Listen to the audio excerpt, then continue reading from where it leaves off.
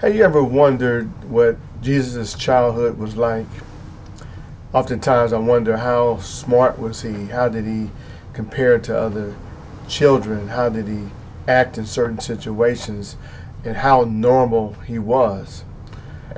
Oftentimes we think of child prodigies, special children with special gifts and abilities. We think of maybe Mozart, and you may think of John Stuart Mill or an Einstein, or you may think of Bobby Fischer. You can think of Ray Charles. You can think of people that have a gift, exceptional talent from a very young age. And Jesus was one of those. And let's find out what his talent skills were and how they compare to all the other child prodigies that ever lived. How special was Jesus? How unique was Jesus? And how did he differ from other children? Stay tuned. We're going to have a fantastic lesson. I'm excited to talk about Jesus, and we're going to learn a lot today.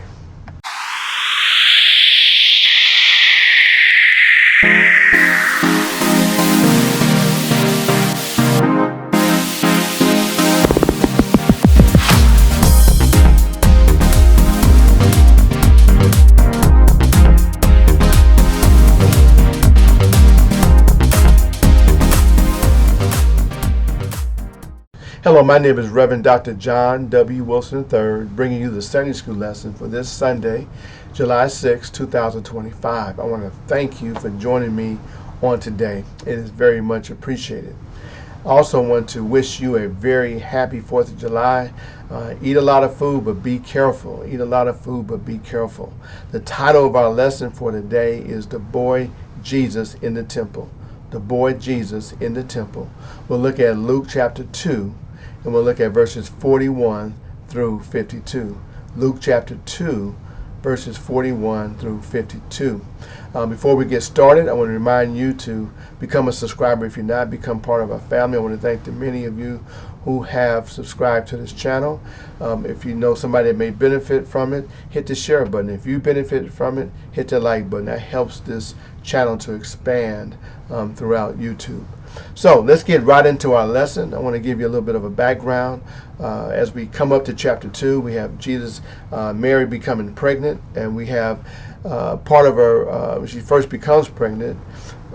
She gets a messenger from God named Gabriel, and an angel comes and speaks to her, and he tells her how great Jesus is going to be. And he tells Mary, "Do not be afraid, for you have found favor with God. And that, behold, you will conceive in your womb and bear a son, and you shall call his name Jesus. He will be great, and he will be called the Son of the Most High. And the Lord will give to him the throne of his father David, and will reign over the house of Jacob forever, and of his kingdom there will be no end." So Mary, in her pregnancy, she finds out how special this child is. One, she knows it's special because it's a virgin birth. The Holy Spirit impregnated her. It was not a man. So she knows it's a special birth. She doesn't know how special until the angel Gabriel comes and tells her how special it is. And then what happens there, another sign of how special it is, she goes and visits Elizabeth, her cousin. And when Elizabeth is pregnant with John the Baptist at 6 months, John the Baptist comes in proximity to Jesus, or when she hears Mary's voice, John the Baptist jumps in the womb, serving as confirmation that the child that's in Mary's womb is somebody special. And then Mary composes a song. It's called the Magnificat, and she's praising God for the type of child that she's going to be. And in the meantime, Gabriel speaks to Joseph in a dream and confirms that Mary has not been unfaithful. Other than that Mary is carrying a special child, and things began to settle down. So as we come to chapter 2, Jesus is born, and we know all the story about being born, but he's about 40 days old as we come to the beginning of chapter 2. And what's going to happen there is that there's going to be a rite of purification. When women had children, they were supposed to be purified 40 days afterwards. And then after that, Jesus would be presented to the Lord at the temple in Jerusalem. And so he's presented to Simon. Simon confirms him, and Simon said he wanted to live long enough to see the Messiah. That's granted. He affirms it. And then Anna the prophetess confirms Jesus as the Son of God, as being a special child. So here we have many occasions where Joseph and Mary, they know they have a special child, a child sent from God. They know in name that it's the Son of God. But the issue is they may not know how special the child is. And that no one would know. This is the first time and the only time this has ever happened. They understand what is being said, but do they comprehend everything? The answer is probably no. No one could comprehend those type of things. You have to grow into it. And so as we come to our passage, so we have Jesus being presented in the temple, okay, dedicated, however you want to call it. And then it says, when they had performed this is chapter 2, verse 39. And when they had performed everything according to the law of the Lord, they returned into Galilee to their own town of Nazareth. Okay? So, Jesus is about 40 days old, dedicated. They've done all the rites and rituals. He's been circumcised. He's been done all those type of things. He's been presented to the Lord at the temple. All the Jewish rites have been done. Mary and Joseph go back to Nazareth. But look what happens now. This is from about 40 days old to 12 years old. Look what the Bible says. And the child grew and became strong, filled with wisdom, and the favor of God was upon him. So we don't know what happened from the 40th day to his 12th birthday. But we do know that the child became strong, meaning physically he grew like any other child. He grew strong. He was able to eventually help his father in the carpentry business. He grew physically like any other child. He wasn't weak and frail. Jesus was strong like any other child, probably exceptionally strong. Okay? And then he was filled with wisdom. What is being filled with wisdom? It's having knowledge, okay, and knowing how to apply that knowledge or use it. And here he was studying God's word, and he was likening it to the will of God, meaning that his wisdom, he was beginning to understand the will of God, the rule of God, how God thinks, and how he should act in certain situations. So he grew in wisdom, and the favor of God was upon him, meaning that God was pleased with him. God graced him. God blessed him in many ways. He's doing exactly what he's supposed to do. Perfect obedience. He was a perfect child in every kind of way. When he grew in wisdom, he was using his wisdom according to the will of God. Sometimes as children, we use we think we have wisdom, but we do our own thing. No, he was lining up to the will of God, doing everything God would have him to do. At 5 years old, he was the perfect child. Meaning, did he know everything? No. We're going to find out that it says here that he grew in wisdom. He grew strong, meaning that when he was born, he didn't have all this knowledge right then and there. He wasn't physically strong right then and there, but he grew.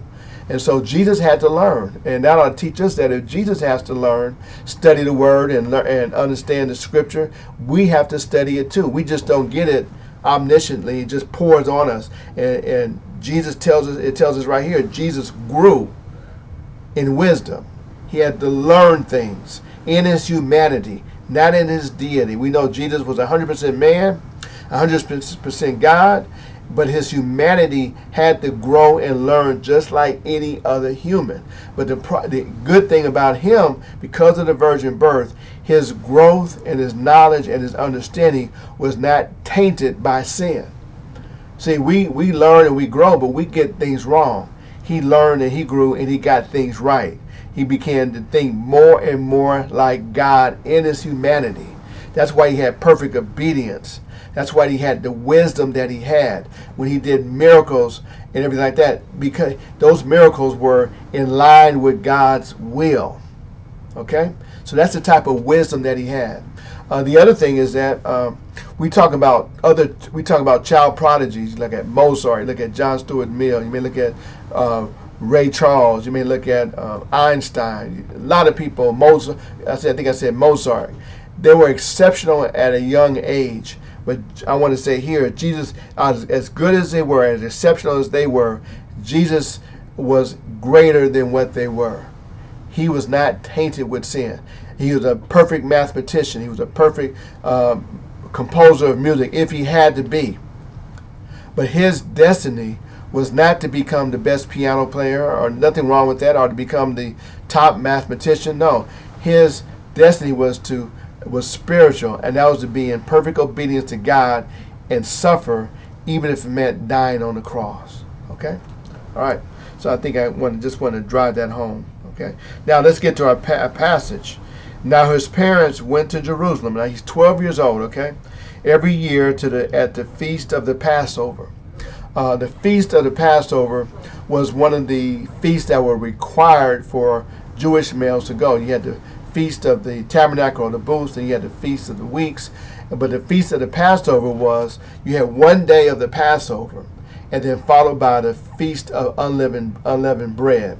So it was about 8 days of celebration. One day for the Passover, 7 days for the Feast of the Unleavened Bread. That was to commemorate their deliverance and freedom from slavery in Egypt. Okay, so now his parents went to Jerusalem every year at the feast of the Passover. Okay, so that meant they were devout. Mary and Joseph were devout. It was required for the male to go, but it wasn't required for the female. But Mary went with him every year. Now we don't know if Jesus went with them every year, but we do know Jesus went with them at the age of 12. Look what it says here. And when he was 12 years old, they went up according to custom. So it sounds like, the way it's reading is that maybe they brought him for the first time at the age of 12 to this feast of Passover. Or maybe he was just going, he went with them each time. But anyway, 12 is significant because at the age of 13, in Jewish custom, that's the age of maturity. That's when he becomes a man. So we have Jesus as an infant, we have him as a child. At age 12, he's still a boy. At age 13, he becomes a man, meaning that he's required to observe the things of the law. He's being held accountable of the things of the law. The age of 13, age of maturity, is likened to the bar mitzvah today that the Jews celebrate with their 13-year-old males. So, and 12 would have been a time for them to come a year before the age of maturity to see what his requirements as a man would be under the law. So that's why 12 is being singled out, because it was the year before the age of maturity, and this might be his first time going to the temple. There he would learn what's expected of him as a man. All right. So we have here, it says, and when he was 12 years old, they went up according to custom. And when the custom was, males would go. And when the feast was ended, as they returning, the boy Jesus stayed behind in Jerusalem. Okay, so they went from Nazareth to Jerusalem. It's about 56 miles. It might be a three-day trek. You might do 20 miles a day. Mary and Joseph would have been part of a caravan, a group of people traveling from Nazareth to Jerusalem and then Jerusalem back. It was safety in numbers. They can help each other. They can watch each other kids. It just made sense to travel in groups than travel by themselves. So they're part of a large caravan from Nazareth traveling to Jerusalem, and then from Jerusalem back to Nazareth. But here we have they returned, and Jesus stayed behind in Jerusalem. That's a point of tension or conflict in Jerusalem. In Jerusalem. So we have Jesus staying behind in Jerusalem. So the key thing is to understand that he's going from 12 to 13. He's at the age of maturity. And so therefore his responsibilities are greater. All right? The thing about him staying behind is that usually after the Feast of Passover, you had all these religious scholars and important people, and they would stay around and they would talk about theological issues. They would ask questions, they would discuss matters. They would do that through the feast, but they would also stay a few days after the feast of Passover to get together and do that in the temple court. And so this was an opportunity for Jesus to dialogue with them, to discuss with them, to learn things, to impart, to ask questions, to give answers. So it was a tremendous opportunity. And remember, he's going from an infant to a child to a boy to a man. So now he's thinking about spiritual matters as a man. And that's why he's in there with the other people. Okay? And Jesus stayed behind in Jerusalem, and his parents did not know it. That's the tension that's involved. Is that something that he made a mistake? He should have told them? Maybe not. In that day and time, we didn't have phones. You didn't have this or that. You just did not have it. They assumed that Jesus might have just got with the caravan and knew they were leaving, and Jesus did not. He says, but supposing him to be in the group, they went a day's journey and then began to search for him among their relatives and acquaintances. And when they did not find him, they returned to Jerusalem searching for him. What happened? Okay, generally the women and the young children would be in the front of the caravan. The older men, 12 years old, 13-year-olds, maybe Jesus' age, would be at the back. So Mary thought that Jesus, being 12, may have been back with the men. Joseph, being with the 13-year-olds and a young man, thought that Jesus may have been with Mary or some other relative. And so there was confusion going on. But Jesus was about his Father's business. He's a man now. He's growing in wisdom and spiritual things. And so he's thinking about spiritual matters, and he's trying to learn. He's beginning to understand, or growing his understanding of his God's will for his life. He always knew it, but he's growing into it. He's learning more and more about it. He's understanding the depth of what it means to suffer and to die on the cross. He's understanding those things. So here, the parents did not know it, so they travel a day's journey. Travels their journey and realize he's not there. So the next day they come back looking for Jesus, and they find him on the third day. All right. It says they went a day's journey, but when they began to search for him among the relatives and acquaintances, and when they did not find him, they returned to Jerusalem searching for him. Can you imagine how they must have felt losing Jesus, losing a child? Can you imagine it? We'll find out later how they felt. I remember one time I had my fourth son, and I was watching him. He's about 3 years old, and he got away from me and looked around. Next thing you know, I could not find him, and he was busy running around. It took me about 30 minutes to find him at church. I went to this place over here in the church, that place over there, and then I was panicking left and right. And then all of a sudden, I found him just running or roaming around doing his thing, and I was relieved. And it can be a stressful situation. It was stressful for Mary and Joseph. It says, after 3 days, they found him in the temple. Okay? It says, sitting among the teachers, listening to them and asking them questions. Okay? See, he's at a different level now, a different spiritual level now. He's growing in wisdom. He's growing in knowledge. He's beginning to understand what his mission is, what's being asked of him, how the depth of his assignment, the depth of his purpose. He's beginning to grow in that area. So he's learning about God's word. Remember, he had to read the Bible, study the Bible, just like other people have to do. His humanity had to do that. The advantage that he had, he grasped it perfectly, without error. Okay? Quickly. Okay? Faster than we could. Deeper than we could understand. Okay? He's not like us. He's without sin. He's perfect. So he's going to learn it perfectly, understand it perfectly, grasp it perfectly in the perfect amount of time. Okay? All right? Okay, so it says sitting among the teachers, listening to them, asking them questions. See, I like it.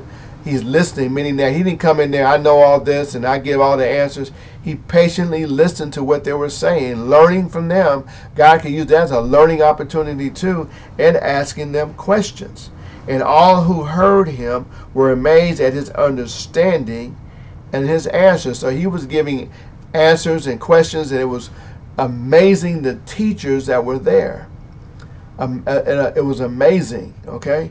And it wasn't just, it was the depth of the question, the depth of the answer.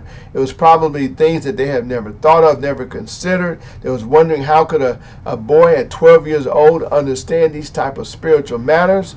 He was probably teaching them quite a few things, okay? And when his parents saw him, they were astonished. I mean, they were astonished to find him in the temple sitting with these religious scholars, teachers, rabbis, discussing these type of things. They were surprised, greatly surprised. And look what his mother said to him. And she looked like it's type of a scolding. And his mother said, Mary, to him, "Son, why have you treated us so?" Okay, remember, Jesus was also a perfect child, never caused problems, perfect obedience, did their will, everything. And so Mary's surprised. Why would you stay behind and not tell us? Okay, it says right here, so why have you treated us so? Behold, your father and I have been searching for you in great distress. They were under a lot of stress looking for him. They had to ask 100 people, where have you seen him? Have you seen him? Ask people in the caravan, looking through that. They can't find him, thinking something may have happened to them. And so it's just a lot of stress. I can identify with that, okay? And she asked Jesus, you don't know what you caused us a lot of stress. You didn't tell us what's going on. And Jesus said to them, why were you looking for me? Okay? Did you not know I must be in my Father's house? Okay? Hey, I'm growing up. I'm at the age of maturity. I'm at the age of accountability. I'm at the age of where I'm become a man. Would you not think I would be in my Father's house learning and discussing and doing what I'm doing? And here, look what it says here. Okay? And they did not understand the saying that he spoke to them. They didn't understand, I must be in my Father's house. Now, 12 years had passed from the day of purification and from the day he was presented before the Lord in the temple. And so maybe they forgot about maybe what Gabriel had said. Maybe they forgot about Mary, forgot about the song she said. Maybe she forgot about the incident with Elizabeth. Maybe Joseph didn't quite remember the dream, the angel Gabriel speaking to him in the dream. Maybe they didn't connect it to. Maybe they were in parent mode of this is my child, okay? Because they had other children, and maybe they didn't understand that the child I'm raising is the Son of God, is the Messiah. He is not like other child. His purpose is not like other child. Why wouldn't he be in the Father's house doing what he's doing, learning as much as he can? He was sent from God through the virgin birth. And so maybe they forgot those type of things that would have awakened them spiritually, awakened them with knowledge that, hey, this child is not different. I can't expect him to be like other children. Other children might have been with me, but this child is beginning to understand his purpose, beginning to understand what God has called him to do, and he is doing that. Okay? So that's what that means there. All right? And they did not understand the saying that he spoke to them. And when he went down, and he went down with them and came to Nazareth and was submissive to them.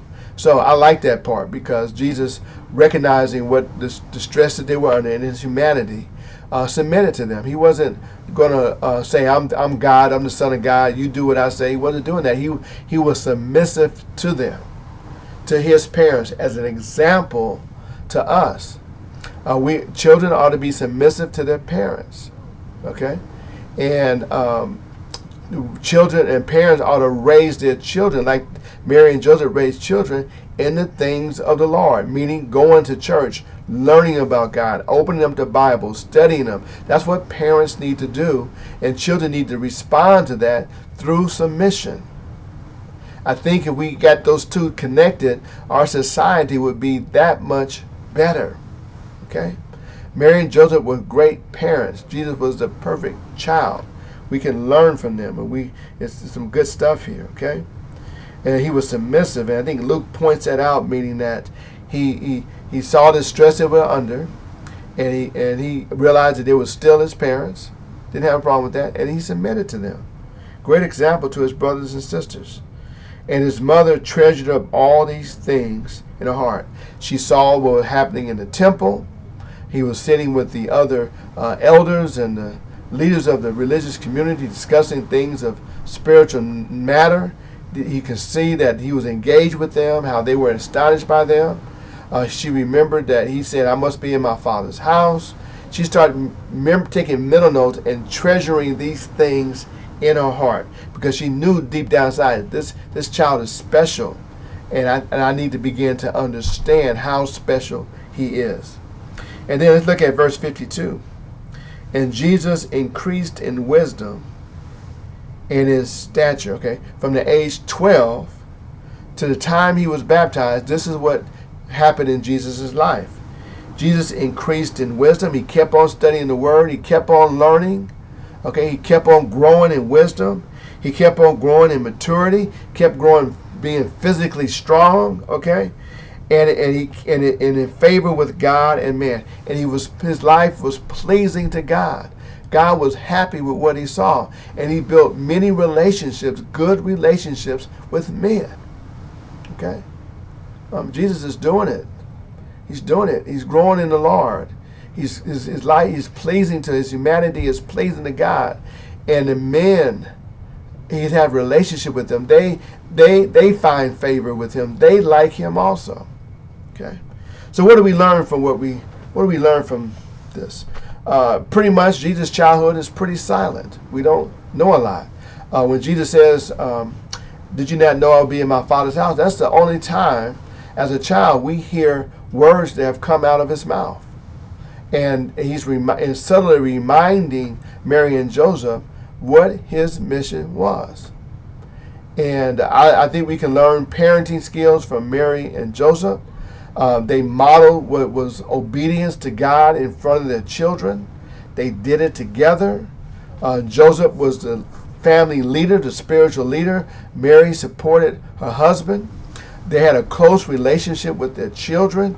You can tell from the dialogue there. Jesus was a perfect child. They knew something was special. They respected him as their son. And so it was just an awesome family relationship. And then Jesus, as he grew in wisdom and stature and maturity, he also grew in understanding what was being expected of him, what his purpose and mission was. Did he know everything? No, he had to learn everything and grow, just like we do. We not know when somebody says I can understand something without go understand God, without going to church, without reading the Bible, without being in a Bible study, without dialogue, they are being misled. Look what Jesus had to do. Jesus read the word, studied the word. He discussed the word with other people. He just didn't grow through osmosis. He was around people that taught him. Okay, and he grasped it perfectly. Okay, and then some. That's what we can learn from Jesus. And then Jesus, I like him. He submitted to his parents. He didn't give them a hard time. He was obedient. That was his nature. That's why Mary was so surprised that he wasn't with the caravan. But Jesus had to remind her, hey, I'm on a different level now. I'm about to turn 13. According to custom, as the age of maturity, it's time for me to go on to spiritual matters. And I love that. Okay. All right. Well, I hope something in this lesson has been said that you will find helpful. It's good to see the family dynamic with Jesus. Every child, we may not have Jesus as our child, but we got to understand every child is special. And as parents, we need to make sure our children are raised in the Word. We're going to make sure that they are exposed to the Word, that they are going to church, that they're going to Sunday school, there is some type of Bible study, that they're having discussions about God. But most of all, we got to make sure that we are on track. We're going to make sure that we're doing the right thing, because if we're not doing the right thing, if we're not modeling spiritual growth in front of them, we're not in a Bible study, we're not at Sunday school, we're not at church, we're not in a Bible discussions and reading books on the Bible, then it's going to be hard to pass that on to them or have expectations that they should know certain things. This is a perfect example. And you'll become a close-knit family. You become a close-knit family. And children, obey your parents. Submit to your parents. Well, God bless you. I hope something I said may help you in your Sunday school lesson, help you in your preparation. God bless you. And guess what? We'll talk again next week.